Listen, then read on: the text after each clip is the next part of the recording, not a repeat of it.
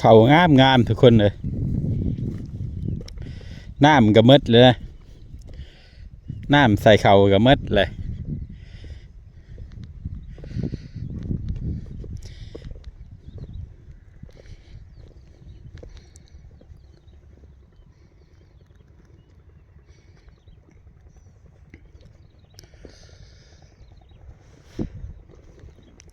ไปขุดห้องจูบน้ำในบาทเนี่ยทุกคนเลย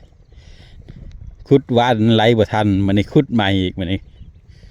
ขุดห้องใหม่อีกมันนี่มีแถวหลุมแถวเทิงยังบ่ได้ใส่จูบมาใส่แถวเทิงพวกนั้นเอาเขามาเต็มหน้าอันนี้ก็จูบขึ้นอีกต่อหนึ่ง